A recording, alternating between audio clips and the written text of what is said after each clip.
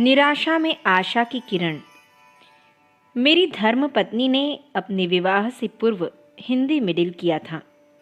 इस बात को एक लंबी मुद्दत बीत गई। विवाह के उपरांत वह घर गृहस्थ के झगड़ों में लग गई। बच्चों का पालन पोषण तथा गृहस्थ के अनेक कामों में शक्ति और समय खर्च होता है। उसके बाद प्रायः स्त्रियों के आगे की परीक्षा देने का न अवकाश रहता है और न उत्साह। पिछले वर्ष मेरी धर्मपत्नी सौभाग्यवती शांति देवी ने घर पर पढ़कर मैट्रिक देने का विचार प्रकट किया। उसका मनोरथ अच्छा था, पर उसके पूरे होने के कोई लक्षण न दिखाई पड़ते थे। कारण कई थे। एक तो वह आए दिन बीमार बनी रहती है। हाल ही में उसके बच्चे का स्वर्गवास हुआ था, जिसके कारण चित्त में हर घड़ी दुख रहता था। फिर घर पर रहकर पढ़ाई की भी कोई समुचित व्यवस्था न थी। इतने वर्षों की छूटी हुई शिक्षा, फिर एक वर्ष में इतने बड़े कोर्स की तैयारी, इन सब बातों पर विचार करने से सहज ही यह दृष्टिगोचर हो जाता है कि मंजिल आसानी से पार होने वाली नहीं है।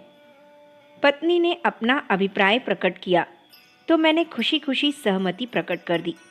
इसलिए नहीं कि उसके सफल होने की आशा थी, वरन इसलिए कि पुत्र शोक से उसका चित्त एक दूसरे काम में बट जाएगा और इसी बहाने कुछ न कुछ शिक्षा की वृद्धि भी होगी।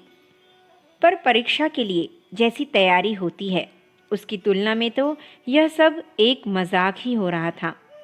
गायत्री उपासना को इस शिक्षा के साथ साथ उसने अपना आधार बनाया। वह पढ़ाई की भांति ही वरन उससे भी अधिक गायत्री उपासना पर ध्यान रखती। इसी प्रकार धीरे धीरे कई महीने बीते। परीक्षा का फॉर्म भर दिया गया। देखते देखते तिथि भी आ गई। तैयारी बहुत कम थी, इसलिए फेल होने की बात मन में बैठी हुई थी। परीक्षा समाप्त हुई तो मैंने पूछा कि कैसी आशा है। उत्तर मिला कि कंपार्टमेंटल में नाम आ गया तो बहुत है, दोबारा परीक्षा में शायद एक और अवसर मिले। परीक्षा फल निकला। उसका नाम द्वितीय श्रेणी के उत्तीर्ण छात्रों में आया। उत्साह का ठिकाना न रहा। परीक्षार्थिनी कहती है कि जब मैं उत्तर लिखने बैठती थी तो कोई शक्ति कलम पकड़कर ऐसे उत्तर लिखता जाता था जो साधारण स्थिति में लिखना मेरे लिए कठिन था। परीक्षा भवन में प्रवेश करते समय वह गायत्री माता का जप और ध्यान करती जाती थी। वह कहती है कि उत्तर लिखते समय मेरी बुद्धि और स्मरण शक्ति बहुत तीव्र रहती थी।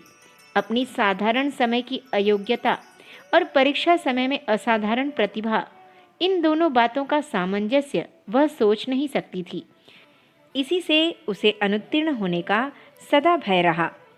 अब वह कहती है कि गायत्री माता की कृपा से मनुष्य की बुद्धि इतनी स्वच्छ होती है कि उससे जीवन की अनेकों परीक्षाओं में उत्तीर्ण हो सकता है। उसने अभी से अगले वर्ष की पढ़ाई की तैयारी प्रारंभ कर दी है। देखें माता उसे कहाँ तक ले पहुँचती हैं। अखंड ज्योति, जुलाई सन 1952, पृष्ठ संख्या 32-33। हमारे YouTube चैनल विचार क्रांति दूत अखंड ज्योति पत्रिका को सब्सक्राइब करें एवं अगली वीडियोस प्राप्त करने के लिए बेल आइकन दबाएं। धन्यवाद।